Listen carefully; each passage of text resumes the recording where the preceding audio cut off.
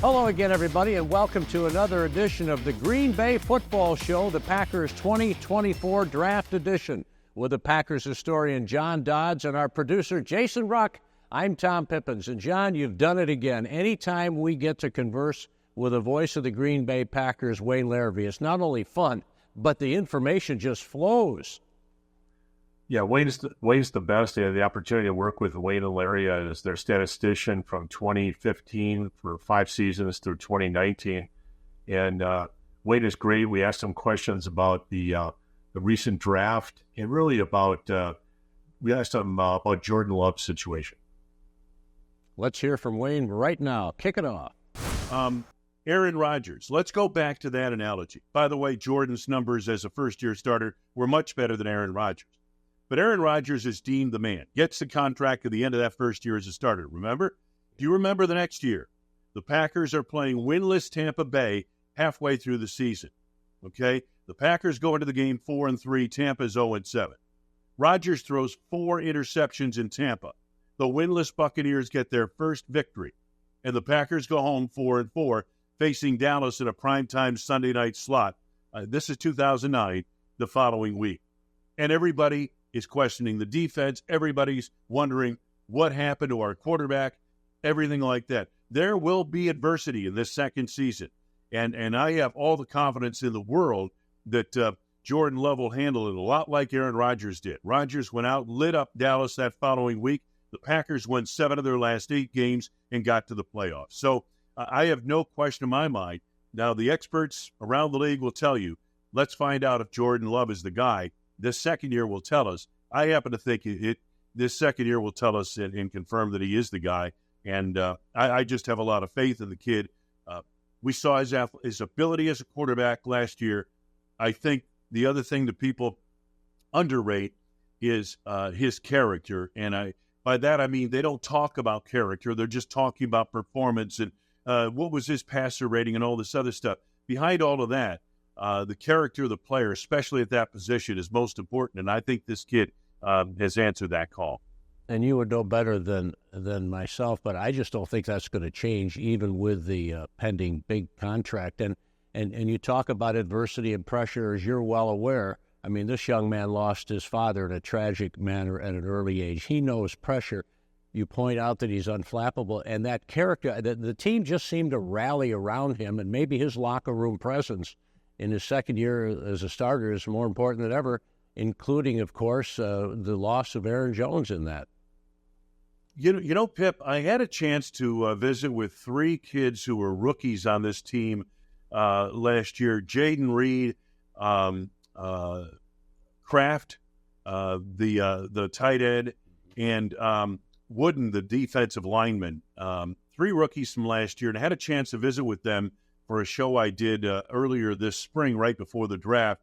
And the thing that and I didn't realize, because it's hard to get to know a football team and the NFL because everything is so corporate. I mean, you can only talk to them for 40 minutes before practice or at lunchtime or whatever. You know how it is. It's hard to get to know an NFL football team. And these days, we don't even travel with them anymore. So it's really hard to get to know these guys. But the thing that I came away with, and I didn't realize this, that team last year had a special chemistry about it. Those young guys, and maybe it was good that they were so young, they're losing 4 in a row. They're going 42 days without winning a game. And, I'm sitting here saying, well, I've seen a lot of teams like this go the wrong direction. And that team, those kids, they just kept working. They didn't know any better. And they all of a sudden started winning football games. And they really were a close-knit bunch. And I think that chemistry is going to carry them a long way this year. I really do. That's a close football team. I know it's different year to year, but the same people are here. They're growing together in the off season, and I just have a good feel for this particular football team.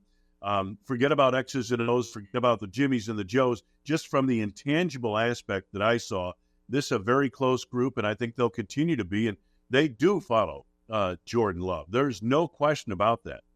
I love it. It was a fun, exciting 23 season, right, JD? It was. And when you look back at that 2023 draft, it might go down as one of the great drafts of all time. Van Ness, who showed a couple things. I know when Fields, in the opener, he caught Fields or he forced him out of bounds, and not many defensive linemen could do that. You got Musgrave and Kraft, two good-looking tight ends.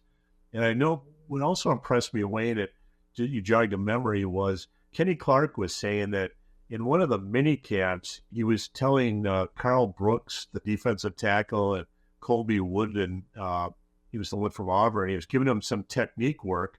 And the next day, they had totally picked up on it. They were utilizing all the advice that Kenny Clark had given them.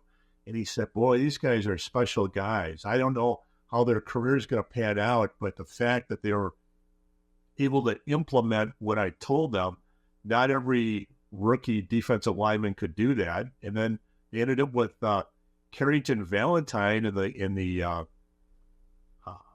7th round, along with Anthony Johnson, the safety who started, and they ended up with Carlson, also the kicker. So it was a productive draft. They're the youngest team in the NFL, and looks like they're going to remain the youngest team. Yeah, probably will. And again, the other thing, and we just got done talking about the intangibles of character, but the one thing Goody and his staff have done, they've done a great job of adding what appear to be very good people to that locker room. And you meet some of these kids, and when I saw those 3 rookies, and I had met them before, but my wife happened to be with me, and she was so impressed with how they handled themselves and how polite they were and everything else. I mean, they just seem like, character counts. It really does in team sports. And I can't, I understand it's football and you can't have a group of, your whole team can't be Eagle Scouts. I get it. I understand that. But, hey, listen, character does make a difference.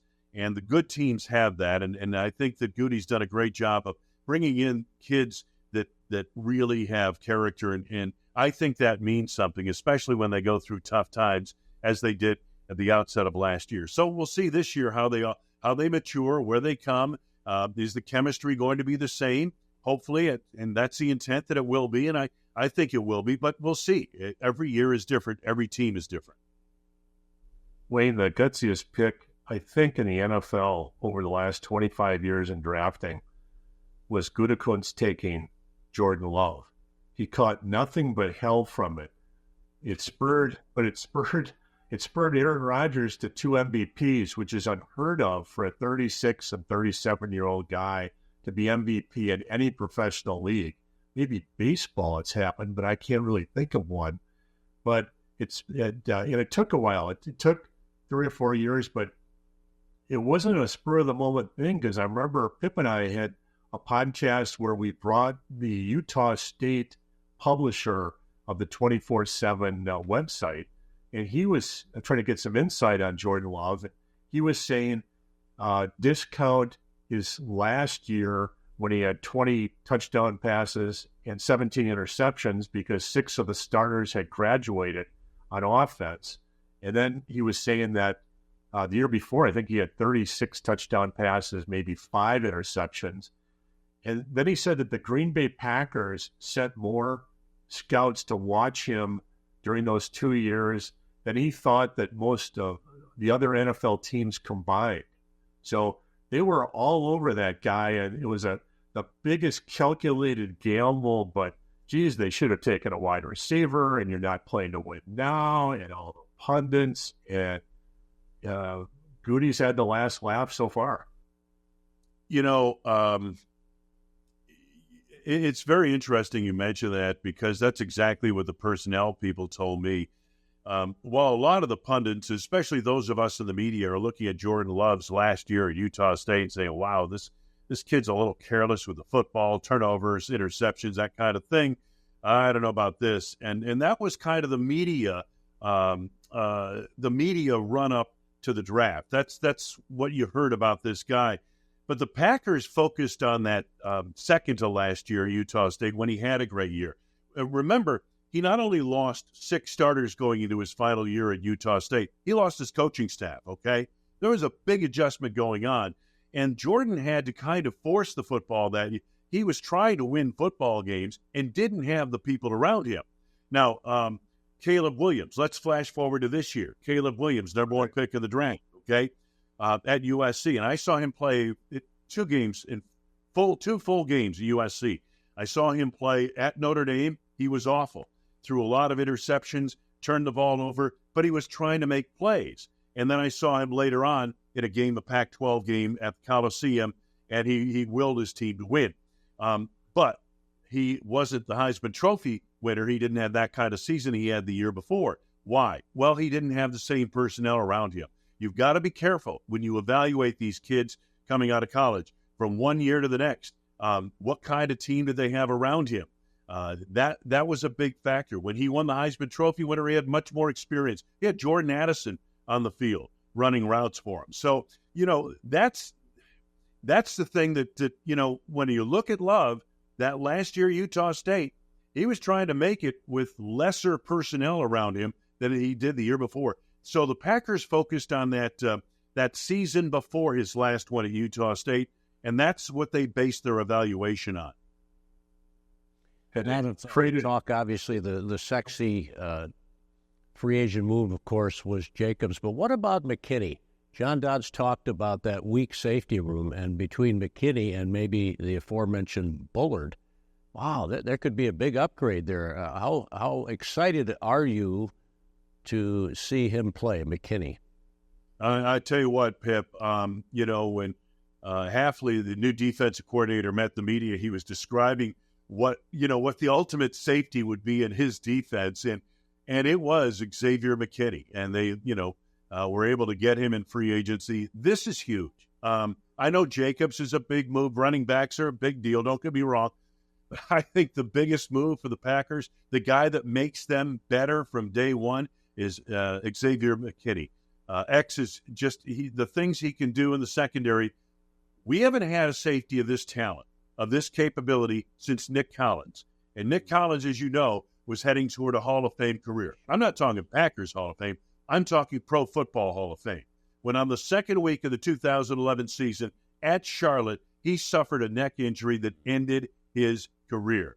That safety, that loss to that's when the Packers defense imploded. That's when they just no longer were a good defense. They were a great defense in 2009. They were an excellent defense in 2010. They imploded in 2011, and that was a big factor why, and they've been trying to fix the defense ever since. This safety, Xavier McKinney, big things expected of him. He's versatile. He's the kind of guy who, his leadership, they've already talked about it during the offseason program, his leadership in the gym and with these guys has been just exemplary. He is the biggest move. Don't get me wrong. I hope Jacobs rushes for 1,600 yards and leads the league in rushing.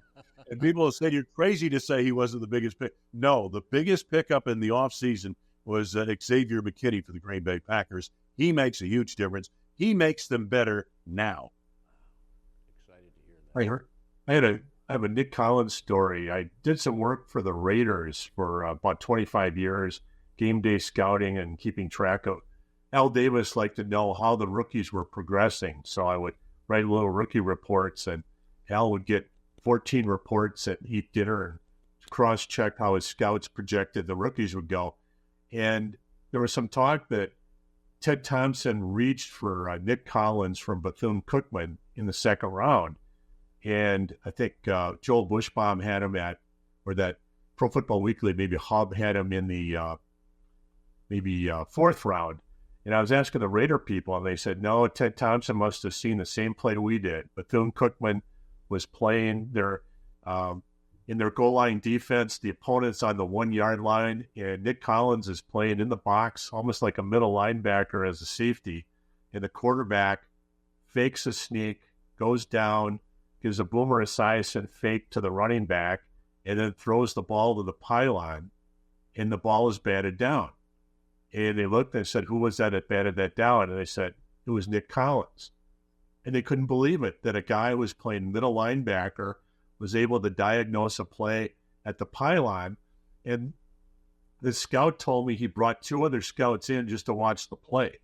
He said, look at this guy. This is unbelievable. And so he said, that's obviously Ted Thompson saw the same play. And that's why he took Nick Collins, because we had him as a second-round pick. But what a loss of that. Looking back at that draft, they took Aaron Rodgers, Nick Collins, then they took a good-looking wide receiver from Texas A&M, Terrence Murphy, and then he ended his career with a neck injury on a kickoff return down at Charlotte, or at Carolina in Charlotte. So you got to be lucky, and you got to be lucky with injuries and system fit and measuring hard and want to in these drafts. No question about it. And but Nick was a huge loss, and they never really recovered from that. And the thing about Nick, I tell you this story was kind of interesting. Nick was underappreciated, and he knew it. And we're at the Super Bowl week before Super Bowl 45, and they had these tables. And Pip, you were probably there. And they'd have a player at each table, and then media members would go around and talk with these guys. And Nick's sitting there, there's nobody around his table. So I walked up, and he was kind of lamenting the fact that, nobody's talking to him. Nobody thinks he's any good at all, and that, and the other thing. And I said, Nick, I said, I'll bet you make a huge play of that Super Bowl coming up on Sunday. Lo and behold, that deflected pass, I believe it was, Green, the defensive lineman they picked up in midseason from the Jets, deflected a Roethlisberger pass. A Roethlisberger pass, and all of a sudden Nick Collins intercepts the deflection and returns it for a touchdown. I mean, he was just he was an outstanding player. I don't think he was appreciated in his playing days as much as he is once the Packers lost him and people saw what a big hole that was to fill. And as you're aware, such a very fine and humble young man, wasn't he, all the way through? Yeah, he really was. One of those character guys that they look for. Ted Thompson really always felt with the draft, the final analysis, a couple of things Ted had. Number one, he wondered, how would this personality, how would this character fit in our locker room? And the other question he asked, and I tell this to groups, they kind of shake their head and look at me like I have four eyes.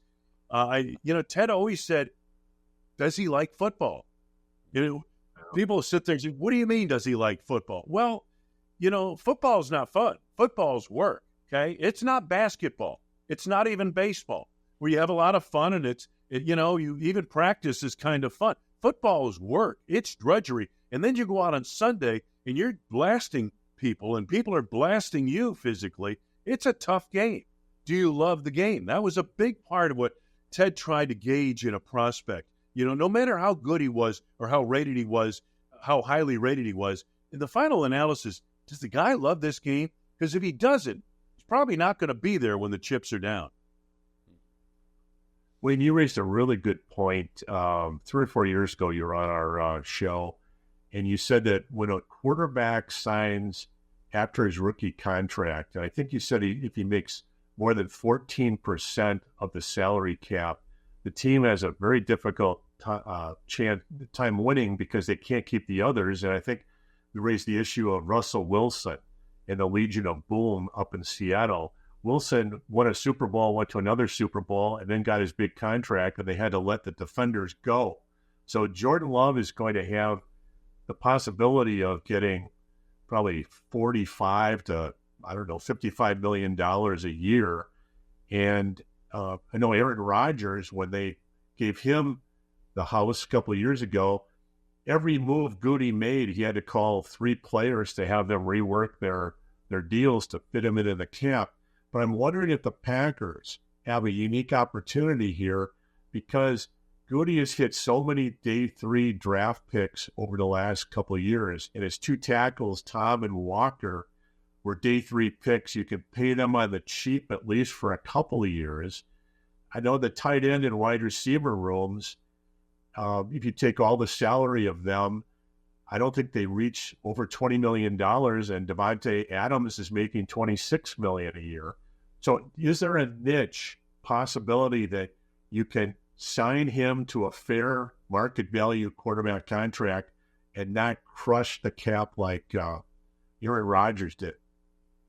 Yeah, John, I think that's a good point. I was thinking the same thing, because they're the youngest team in the league, and they might get a little younger this year because they're probably going to be younger on defense. You do have a window here. And even though you've paid your quarterback, you're so young at these other positions that you haven't had to pay that second quarterback to a lot of that second contract to a lot of key players. So, they're probably in a window here where you could get that done without compromising your salary cap. But more often than not, and there are exceptions to this, there are exceptions to every rule, we know that.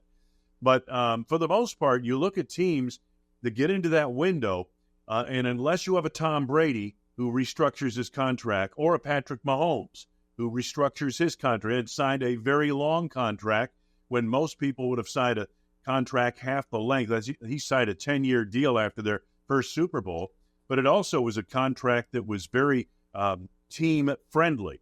Unless you have that kind of a quarterback, I think it's going to be hard to win, to keep enough good players around that quarterback to win. That's just the nature of the game with the salary cap and everything else that goes on. But I think the Packers have an opportunity, because they're very young, that even if they pay Jordan Love fair market value, which they will, that they could still, from a salary cap standpoint, from a personnel standpoint, put together a roster capable of getting to the Super Bowl. Wayne, last year it was just such a joy to watch these young receivers and the tight ends you mentioned earlier come together. And they're so gifted, and everyone seemed to make a contribution. You think about the jump that some of them will make from year 1 to 2 and 2 to 3. Man, you've got to be just really excited. Yeah, I mean, they've got some great potential. I think one of the keys will be, keeping these guys healthy. And when I talk about that, I'm speaking primarily of Christian Watson. This is a guy who has, I think, top-end, number one receiver ability, at least downfield as a deep threat. And keeping him healthy, the hamstring issue, they feel like they've got it in a good place now, but keeping him healthy, I think, will be big. Jaden Reed looks like a really good player. Again, a guy in the slot. I think he's a little bigger, a little stronger than Randall Cobb physically, and hopefully he'll be healthier than Cobb was, who got injured as he went along in his career. And some of the others, the way they emerged, Dontavian Wicks, you look at him and his ability. Romeo Dobbs, a solid pro, and some of these other guys. Bo Melton's a guy who has a lot of potential. Great trivia question. Of the 2023 Packers, who had the first 100-yard receiving game? It was Bo Melton in the penultimate game of the regular season at Minnesota. Oh, and by the way, Bo wasn't even on the roster until Sunday morning of that game. So, there's a lot of potential here. And I think they've got an opportunity to grow together. And, we'll see. Hey, not everyone goes straight up. I mean, growth is not a linear thing. Sometimes it's a jagged edge type of thing, like the stock market goes up, goes down, goes up again, and you just hope the end result is that it's high. And that's where we are with these receivers. And as you said so accurately earlier, Wayne, the Packers aren't going to sneak up on anybody. That's for certain, John. It's funny, Pip, when you mentioned that point you just made, a great point. It was so much fun to watch these kids grow. I just thought last year at the end of the season, going into that final Sunday at Lambeau Field, the Packers had to win. They make the playoffs no matter what. If they lose, they're done. They're playing Chicago. The year before, they were playing Detroit. The year before, they got to that position at 8-8, and it was a huge disappointment. This past year, 8-8, and there was joy in the stands. There was a lot of hope for the future. And whether they won or lost that last game, there was going to be, this was a successful season. We saw a quarterback who can play. We saw a football team that, was the youngest team of the league at 8-8. And then they went out and beat the Bears in that game. We got to the playoffs, won at Dallas, and it just turned into a better season than anybody had predicted. So, but there's a big difference. Now, next year, if the Packers are sitting at the, going into the last week of the season 8-8, there'll probably be some disappointment there. Yeah, they set the bar high, didn't they, JD? Yeah, they sure did.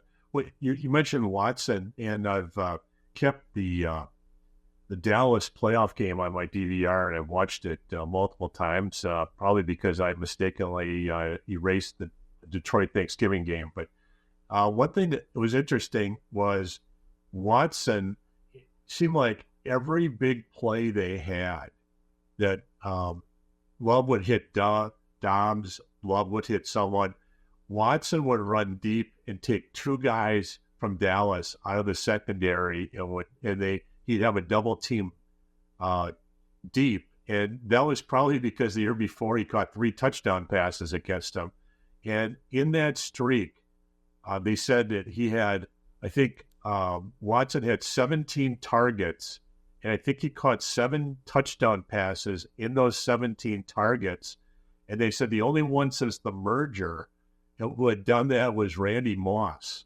So that's really interesting if they can get that hamstring situation solved.